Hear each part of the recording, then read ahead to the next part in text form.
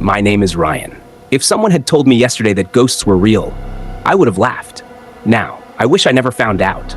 It started yesterday morning. I woke up with the strangest feeling. My room felt colder than usual. The clock had stopped exactly at 3:17 a.m. No matter how many times I reset it, it always stopped at the same time. I laughed it off. Just an old clock, or so I thought. As I walked downstairs, my dog stared at me. Not with excitement, with fear. His ears dropped. He slowly backed away, then started growling. He had never done that before. I reached down to pet him. My hand felt strangely numb, almost weightless. The whole day became stranger. People looked straight through me. A cashier ignored me for almost a minute before suddenly asking, "Oh, when did you get here?" It felt wrong. Every mirror I passed, my reflection seemed delayed. Half a second. Just enough to notice. Just enough to make my heart race. That night, the whispers began, very soft, as if dozens of people were speaking inside another room. Whenever I followed the voices, they stopped, exactly at midnight.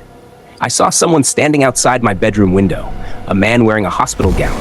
His face was impossible to see. He slowly raised one hand and pointed behind me. I turned. Nobody. When I looked back, he was gone. I didn't sleep. At sunrise, the world looked different. The streets felt empty. People hurried past me without making eye contact. A little girl suddenly stopped. She looked directly into my eyes, then whispered, "They can see you now." Before I could ask what she meant, her mother grabbed her hand and pulled her away. I spent the entire day trying to convince myself. Stress, hallucinations, lack of sleep. There had to be an explanation. As evening arrived, I noticed shadows moving beside me, not behind objects, not caused by light. They moved, on their own, one by one. More figures appeared, old men, children, women. None of them spoke. They simply watched me.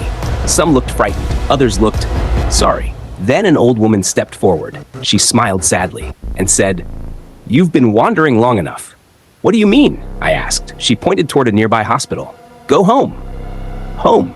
I didn't understand, but somehow, my feet began walking on their own. The automatic hospital doors opened. Nobody looked at me. Elevator doors opened by themselves. 4th floor, room 417. The hallway felt impossibly cold. Machines beeped in the distance. I followed the sound. Then, I froze. Inside the room, doctors surrounded a hospital bed. A family stood crying. A nurse quietly wiped away tears. I stepped closer. The patient looked familiar, far too familiar, because it was me. My body lay completely still, covered in tubes. A ventilator breathed for me. The monitor showed a heartbeat that was growing weaker every second. A doctor looked at my parents. He spoke softly. "We've done everything we can. We should prepare to remove life support." My mother broke down. My father held her hand. I screamed, "I'm right here. I'm alive." Nobody moved. Nobody heard me. I grabbed the doctor's shoulder. My hand passed straight through him. That's when I finally understood. Yesterday, there had been a terrible car accident. Everything after that, the whispers, the shadows, the spirits, the people ignoring me. It wasn't haunting me. I had been wandering between life and death. The figures I kept seeing. They weren't chasing me. They were waiting for me.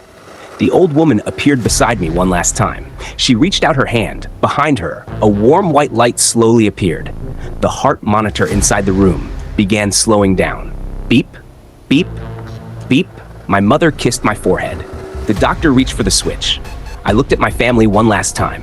Then I looked at the light. If you ever wake up and the world suddenly feels wrong, if mirrors don't look quite right, if animals are afraid of you, if strangers walk through you without noticing, don't assume your house is haunted.